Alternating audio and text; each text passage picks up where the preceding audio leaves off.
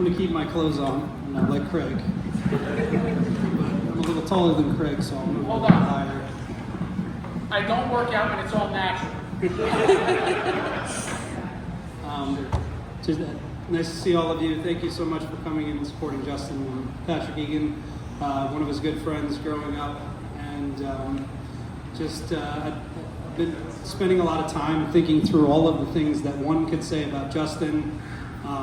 And question really would be, what would be the venue? Where would we be standing? It's nice to see that we're not standing in a church so that we can share some real memories of Justin. Also nice to see that there are some younger ones here. I'm related to many of them over here. I don't know them over here, so give me a thumbs up. Where should I go? PG? Where? What are you thinking? Willie's kid. Okay, if it's Willie's kid, my guess is half of the jokes Justin gave indirectly came from Willie or somewhere hanging around the shop. So that's my guess. I'm going to float back and forth between reading and trying to just say all of the wonderful things. When you look at Justin, and you'd see that hulking man that was there, you just knew the heart that the man had. Just to listen to all of the stories that were shared, it speaks to how big that man's heart was. He was the most loving person, and I think the earlier stories speak to that. I don't have much to say on that.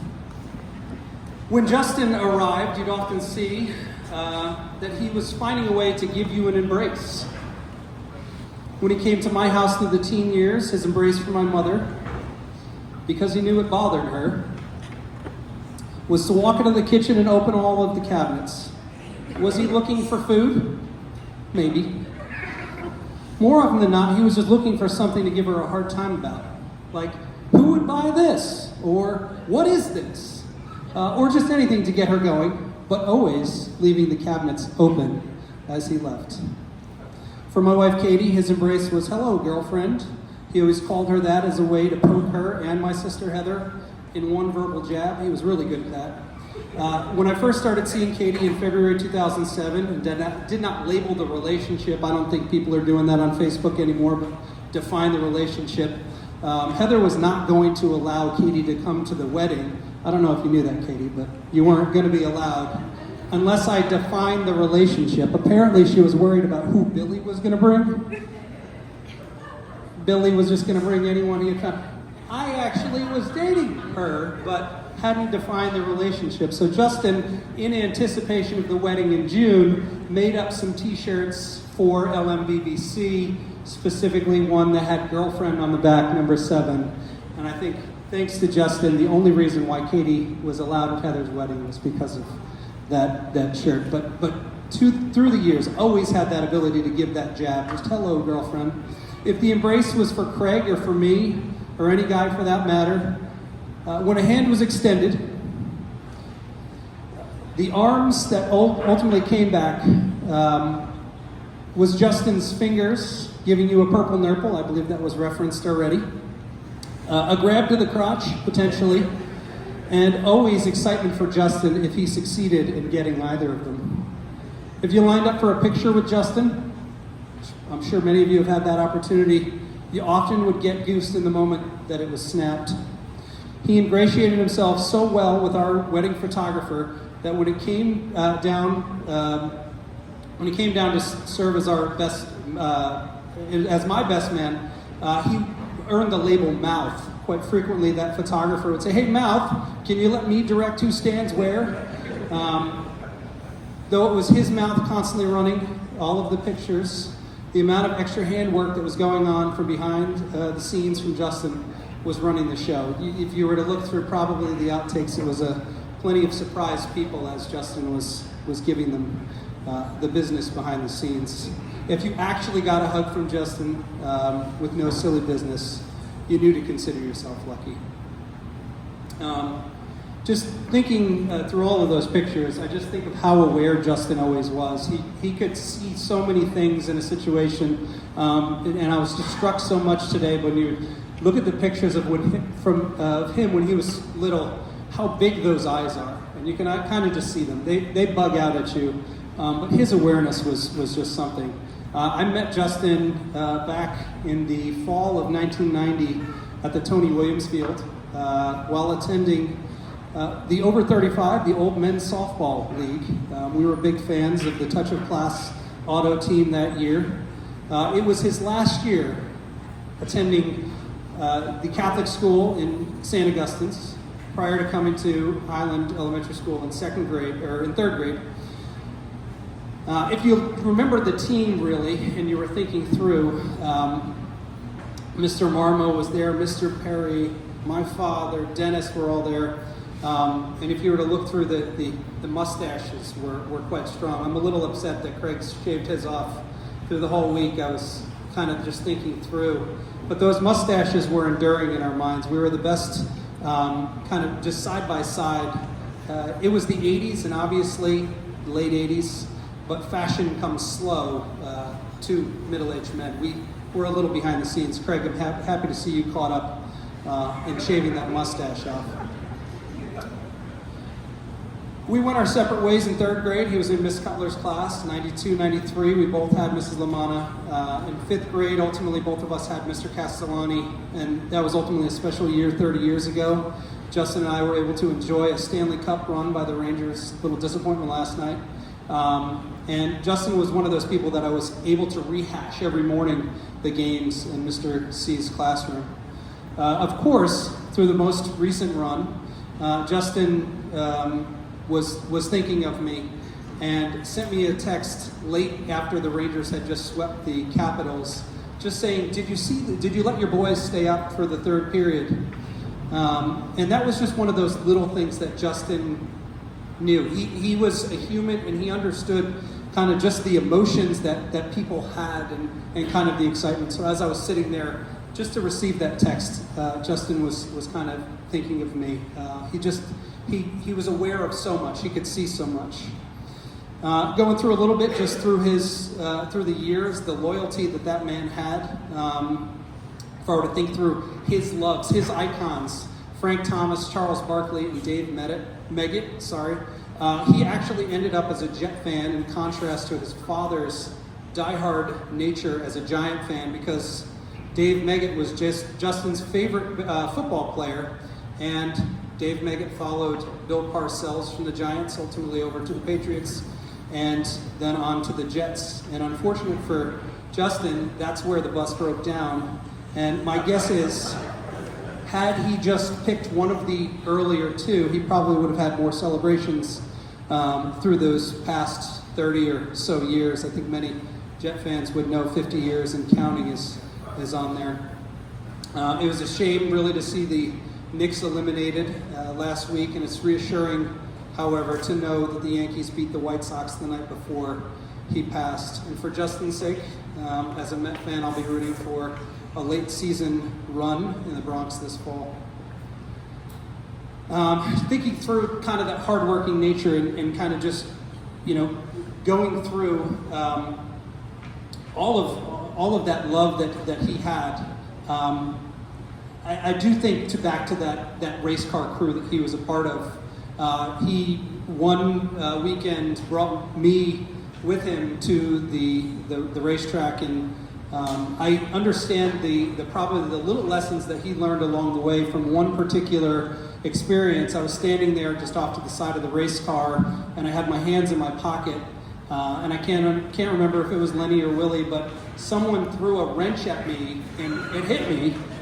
And very quickly I learned, and I think the message was sent, don't stand around with your hands in your pocket. So all of those lessons and little pieces of wisdom that he passed on to Dario and to Austin, I'm sure probably indirectly came through those experiences at the racetrack. But Justin was the first person I knew who did his own laundry. He'd tell everyone about it. I'm sure the first time I saw him in second grade, he probably made that claim too. He said he was doing his laundry from when he was about as tall enough to touch the dials. As you look through the pictures, you see him doing the dishes and all of these little things. And it probably wasn't the fact that Cindy didn't want to do the laundry for him. Probably was just Justin couldn't sit still. I mean, that was the personality. he just couldn't sit still. A response there to Craig. Craig talked about the detailing that happened there. I do remember, but I'll tell you this, the things I learned so much from Justin is the consistency. When he was every day, and even just talking to Jillian over the past couple of days, just the number of messages he would leave on her phone, letting her know he would never leave work without letting her know that he was on the way. And if he didn't get that Jillian to pick up, he'd leave a voicemail. That was Justin. He was consistent. But I just think back to washing those boats, consistency was his big thing. You don't wash a boat with nice, big, large circles. You got to go in this nice little consistent strokes. And I think that was a way that Justin lived his life. He was consistent on the small things. Just thinking back, he did make all of us look bad. Sending roses. I believe he sent a nice $200 bouquet recently that times are tough, and it came in with 6 roses. But as I was running over to Jillian, I was walking through Adams trying to pick up just a plant, trying to honor Justin, and the entire time I was walking through, I heard Justin in the background just saying, pick up anything, and I couldn't find the tulips. And part of the reason why I wanted to pick up the tulips, because I had Justin's voice in my ears, just saying, if you can't have roses on your piano. All right, good. All right, I didn't have to say it. That was certainly Justin there. He was consistent as consistent could be. He was the person through his middle school years working for Willie who always had a stack of money in his pocket.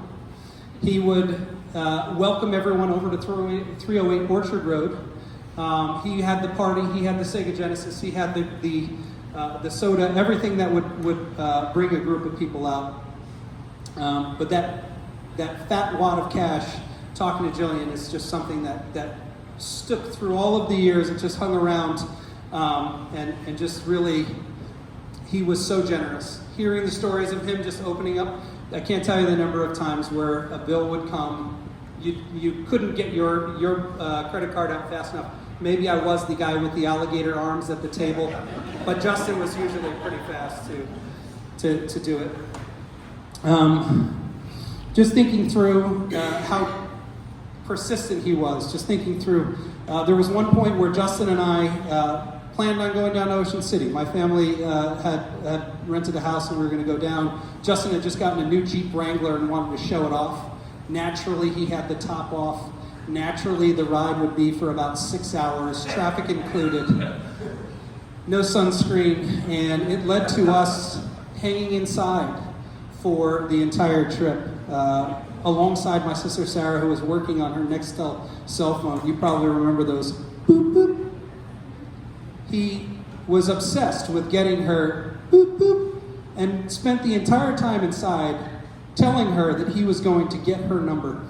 And of course, the one time she put down her phone, he made sure to get those digits. And of course, when she at least expected it, she heard it and saw the alert coming from Justin. And it's just one of those small situations where you knew Justin was always going to prevail. Whatever the story, big, small, he was going to succeed in anything he did. Perhaps one of my favorite stories goes back to the locker room. It's locker room talk. Guys shouldn't share it, but I'm going to share this one. We happened to be, this was Big Toe 67. Justin had an ingrown toenail. If you knew Justin, this thing would blow up all the time. It led to his screen name, Big Toe 67 on Instant Messenger. But Justin really was welcomed into the football world by Coach Bragg. If Coach Bragg is here, but Coach Bragg really welcomed Justin, but Justin knew how to blur the lines always between what's acceptable. And in everyday interaction, as we were talking, I think Lou Perry basically just said, somehow he always got away with it too. He would just always step over. He was a warrior in the trenches, and just appreciate there. But Justin was on the varsity team. He was a captain, and he had a wonderful relationship with Coach Bragg, who coached us in JV. They had a really nice set of exchanges while working in JV. In the course of our JV season, we all became well aware when Coach Bragg was thinking of his next play, either in the huddle during practice or on the sidelines. Before sending the play in with the wide receivers, he would have this little tick where he'd go, doo, doo, doo. This tick became fair game in Justin's mind. In our senior year, when Coach Bragg's daughter entered high school as a freshman. In the locker room, first time Justin encounters Coach Bragg, after becoming aware of that daughter's presence, Justin proclaimed to Coach Bragg that he wanted to do his daughter. Coach Bragg very quickly responded, saying, "Justin, I have many guns." Maybe the world has changed. I would never, as a teacher, never share that in this current climate. But I think there was also an acknowledgement in Coach Bragg's mind that Justin was harmless, really, and just appreciated his humor. He, like I said, he can get away with anything. He was the mastermind in most situations. More often than not, the times where I got in trouble had something to do with Justin behind the scenes with this great thought.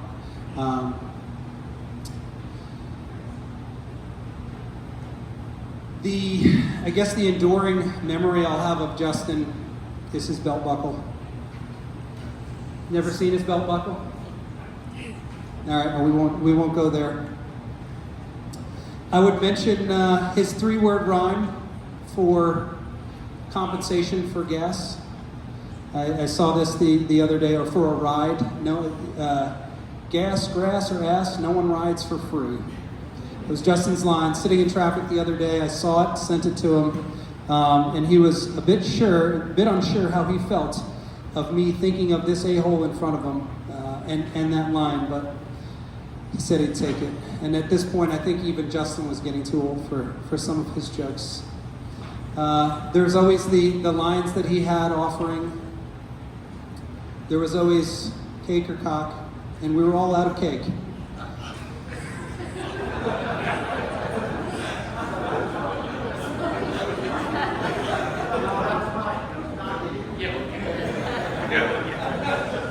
Well, don't worry, we got ice cream.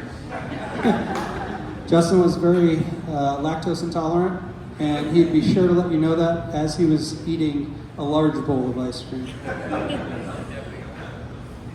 There were countless ways Justin would break the ice with body humor. And really, I think it was just a way of letting you know that you were one of his people. Just thinking through all of the things that one could do to honor Justin's legacy. Make sure your door jambs are clean. Those were really important to him.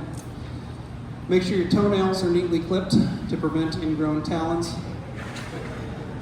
Say a little prayer for the Yankees this fall. And make sure to either give Craig a purple nipple or a tap to the midsection before the night is out. I don't have my drink in front of me, and maybe this is the way I break the cash bar. Can someone bring me a drink up here?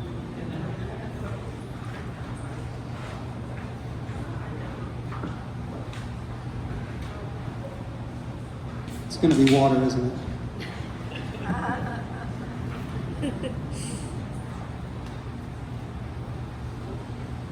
Thank you. Put that one on my tab.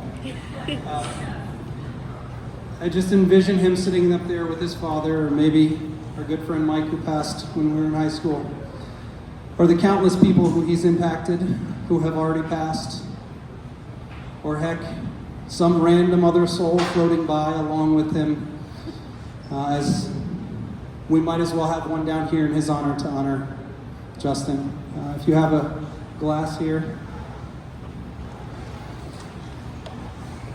Here's to Justin.